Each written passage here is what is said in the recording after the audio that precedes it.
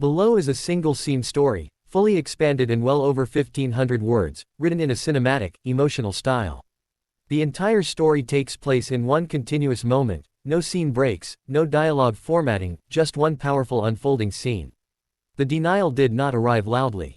It came quietly, in the way humiliation often does, wrapped in politeness, disguised as procedure, delivered with a smile that never reached the eyes.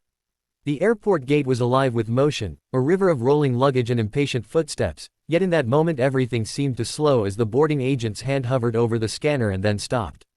The woman standing before the counter had already extended her boarding pass, her posture calm, her expression composed, the kind of stillness that comes from years of learning not to react too quickly.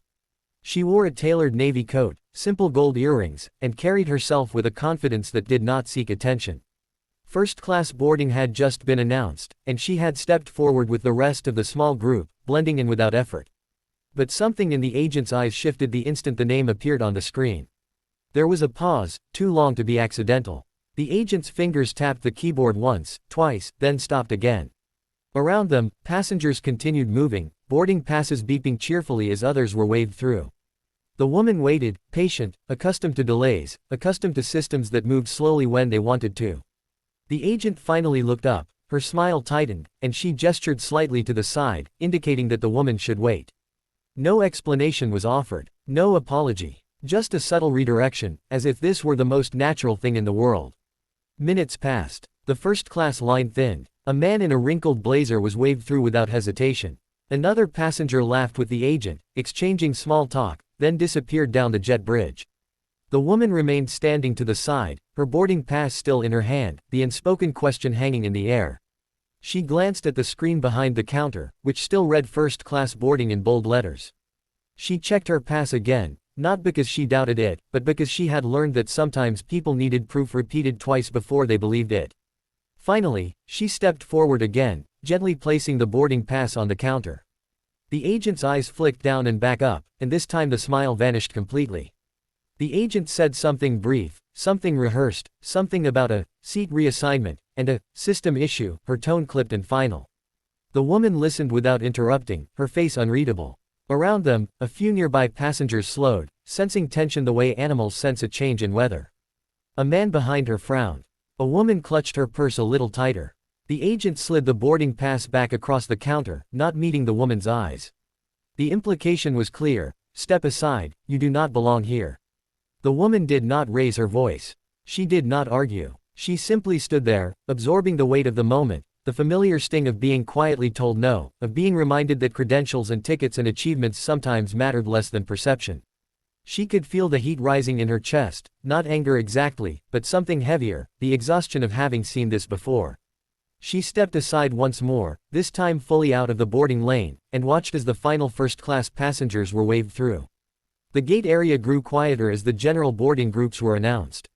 People glanced at her, some with curiosity, some with discomfort, some with indifference. She felt invisible and hyper-visible all at once, standing there with a first-class ticket that suddenly seemed theoretical. What no one around her knew, what the agent certainly did not know, was that this woman had spent her life mastering moments like this. She had learned early that power did not always announce itself, that the most influential people in a room were often the quietest. She had built a career not on loud declarations but on precision, on preparation, on knowing exactly when to act.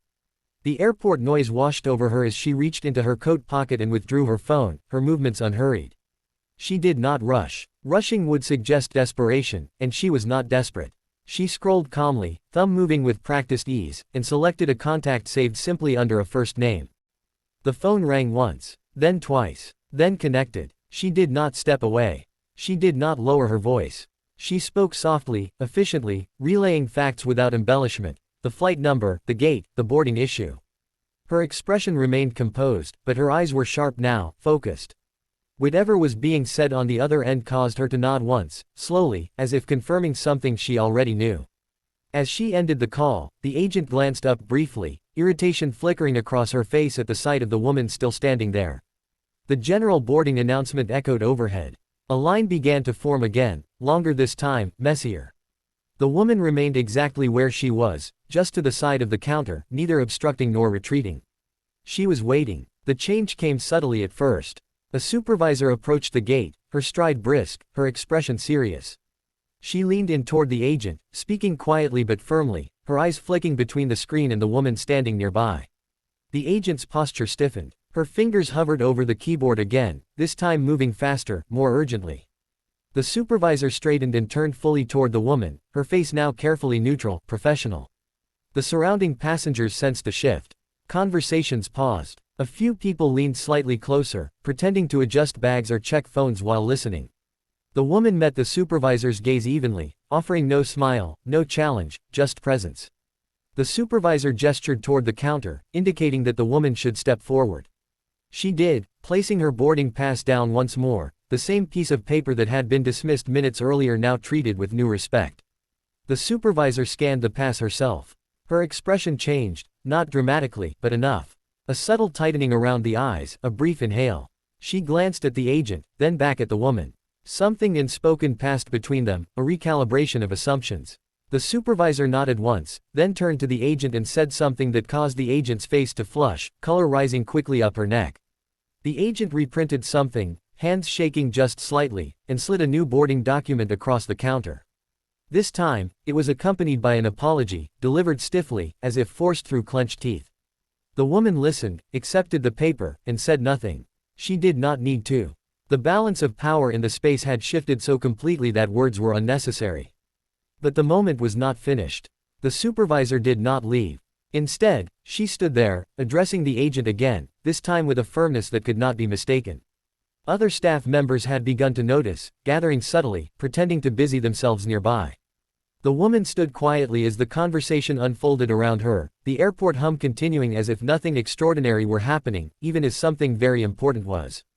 The supervisor gestured toward the jet bridge, then toward the agent's terminal. The agent nodded repeatedly, her earlier confidence gone. The supervisor then turned back to the woman, her tone now careful, respectful, offering assurances that went beyond the seat itself. The woman acknowledged them with a slight nod. She did not gloat. She did not smile. Vindication, for her, was not about triumph, it was about correction. As she finally walked down the jet bridge, first-class boarding long finished, the space seemed different. A few passengers avoided her gaze. Others watched her with something like awe.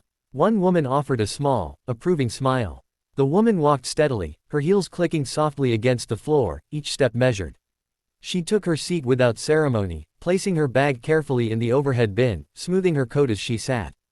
Only then, as the aircraft door closed and the hum of the engines deepened, did she allow herself a quiet breath. Not relief, she had never doubted the outcome, but acknowledgement. Moments like these were never just about a seat. They were about being seen, about systems being forced to confront their own blind spots, about reminding the world that assumptions could be expensive. The plane taxied forward, and outside the window the airport lights blurred into lines of gold. The woman looked out, her reflection faintly visible in the glass, and allowed herself the smallest smile, not for what had been taken back, but for what had been demonstrated. Power did not need to announce itself. Sometimes, it simply waited, made one call, and let the world adjust accordingly.